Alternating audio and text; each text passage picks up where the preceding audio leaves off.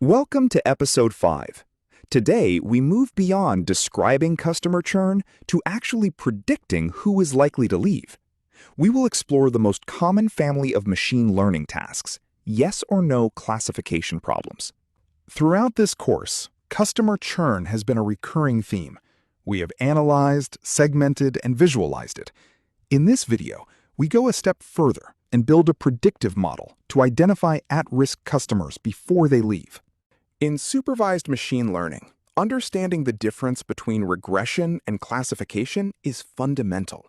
While regression predicts a continuous number, classification predicts a discrete category, such as whether a customer will churn or not. Classification is central to many business decisions. Whether it is identifying churn, detecting fraud, flagging spam, or predicting ad clicks, these binary yes or no questions represent the core of applied machine learning.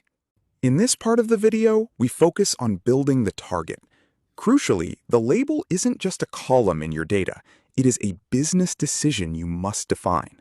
Churn is constructed from behavior. You must define what constitutes churn, such as a lack of orders for 120 days. This logic is a decision you make, effectively creating your own target variable before training the model. The threshold you choose for defining churn is a strategic business decision. Whether you pick 90, 120, or 180 days, you are shaping the model's behavior and the subsequent business actions. Documenting this choice is professional practice. Once you define your labels, you must immediately check your class balance. In many real-world scenarios, one class is far rarer than the other. Understanding this imbalance is vital to avoid training a naive model. Next, we explore logistic regression. We will look at how this model, despite its name, relates to the linear models we have discussed previously. Why not use linear regression for classification? Linear models can predict values outside the 0 to 1 probability range, which makes no sense for a probability. We need a way to squash the score into the correct range. Enter the Sigmoid function. It squashes any score into the 0 to 1 range. A high score maps to confidence in churning, near 0 maps to uncertainty, and a negative score maps to confidence in the customer staying. In short, logistic regression is simply your linear model with an added S-curve bend. It is a powerful, fast, and interpretable classifier that provides the foundation for more complex models you will encounter. Now, let's move to the code along. We will demonstrate how to fit, predict, and focus on the numbers that truly matter for your business goals. Every model training ritual begins the same way: defining features and targets, performing a stratified train-test split, and finally, fitting the model. For classification, we use logistic regression in a single line of code. Finally, why does the stratify parameter matter? It ensures your train and test sets maintain the same proportion of rare events, like churn. This prevents your model from being tested on a distribution it never learned from. Once your model is trained, scikit-learn offers two ways to generate predictions that look similar but serve different purposes: .predict for binary verdicts and .predictproba for actionable probabilities. Using .predict often throws away critical information. A 0.51 and a 0.99 probability are both labeled as churned, yet they represent entirely different risk levels and require distinct responses from your team.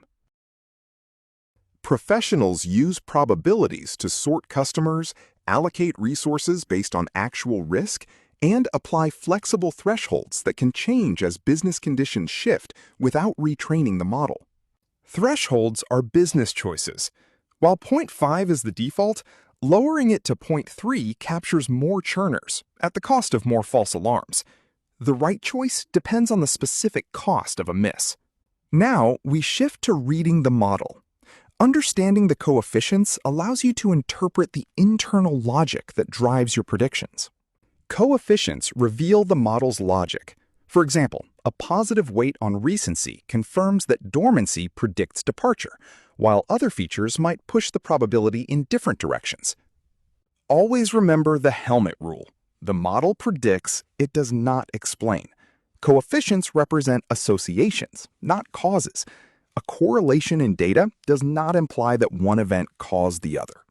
In this next section, we address the accuracy trap, explaining why a high accuracy score might actually mean very little in a practical business context. Seeing 84% accuracy can feel like a win, but you must compare it to a baseline.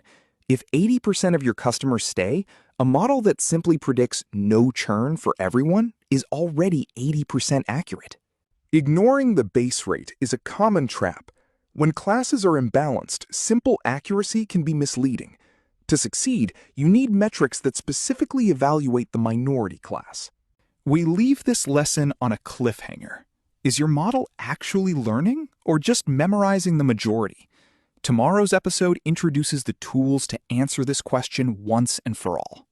Let's summarize our 7 big concepts, from understanding regression versus classification to the importance of the sigmoid squash, stratified splitting, and why accuracy isn't everything.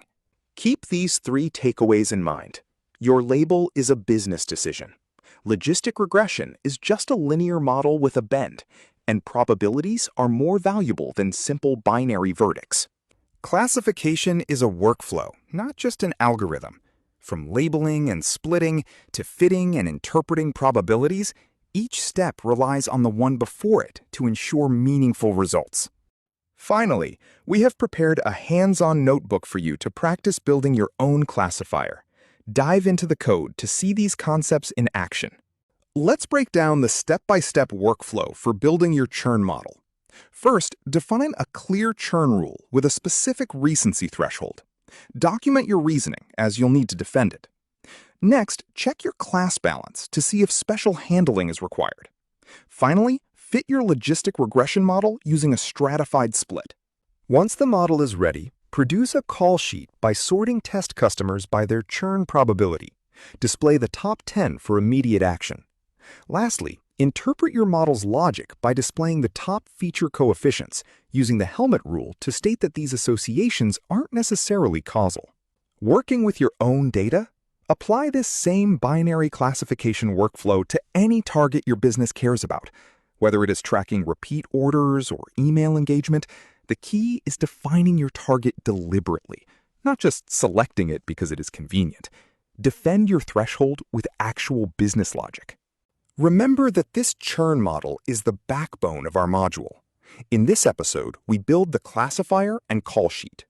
In the upcoming episodes, we will refine this model by improving evaluation metrics, engineering better features, and even testing alternatives like random forests, leading up to the final production call sheet in the capstone.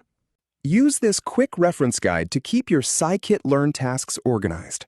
From stratified splits and fitting your classifier to extracting coefficients and calculating scores, this covers the essential syntax you will need to keep your classification workflow running smoothly across this module.